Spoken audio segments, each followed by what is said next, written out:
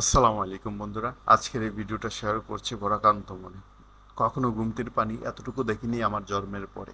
আজকে এই পানি দেখে হয়তো আমার নিজের ভিতরে আটকে রাখতে পারিনি চোখের পানিগুলো, ছেড়ে দিতে হয়েছে এই গুমতির মাঝে।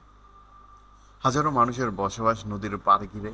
এই গুমতিকে তারা বানিয়েছে নিজের জীবিকার উৎস। কেউ শিকার করে মাছ, কেউ করে ধান চাষ, আর হাজারো মানুষের জীবনের অস্তিত্ব টিকিয়ে থাকা এক গুমতি, যার ভয়াবহ রূপ আগামী জন্মের পর থেকে দেখেছি বলে মনে হচ্ছে না আমার কখনো।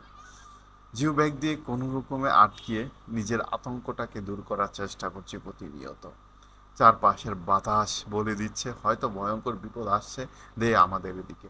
বাতাসে বিপদের দুর্গন্ধ আমরা ইতিমধ্যে নাকে লেগেছে। এর ভিতরেও আমি তোমাদের সাথে কিছু কথা বলতে চাই। জীবনের সুরটা পাল্টে দিতে চাই। যেখানে ভারত আমাদের বন্ধু হিসাবে এই আচরণ করছে, প্রতিনিয়ত মানুষগুলো গরু ছাগল নিয়ে রাস্তায় উঠে এসেছে।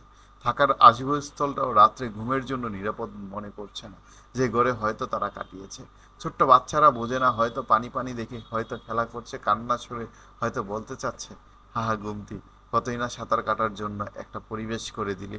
কিন্তু দিন শেষে এই ঘুমটি অনেক মানুষের ভাগ্যের পরিবর্তন হয়ে দাঁড়িয়েছে, যেখানে হারিয়েছে হাজারো মানুষ ঘরবাড়ি, হারিয়েছে হাজার শিশু তার খাদ্যবস্তুগুলো, হারিয়েছে খেলার মাঠটা, হারিয়েছে জীবনের প্রতিকূলতা।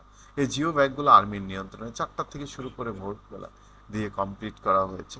প্রত্যেকটা জিনিস কাজে পদক্ষেপে আর্মি এবং গ্রামবাসী মিলে সহায়তাপূর্ণ আচরণের কারণে আজকে কিছুটা নিরাপত্তা সুরপ আচরণ করা গেছে বন্ধুর সাথে।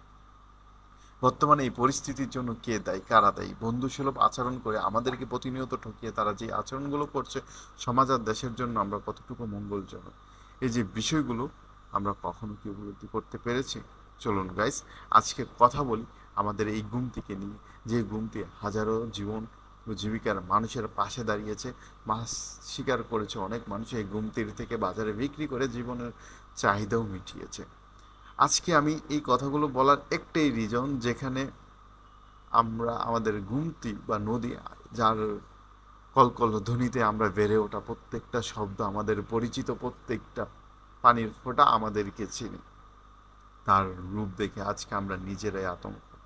কখন জানি কোথায় হারিয়ে যেতে হয়, নেই মানা নেই বাধা।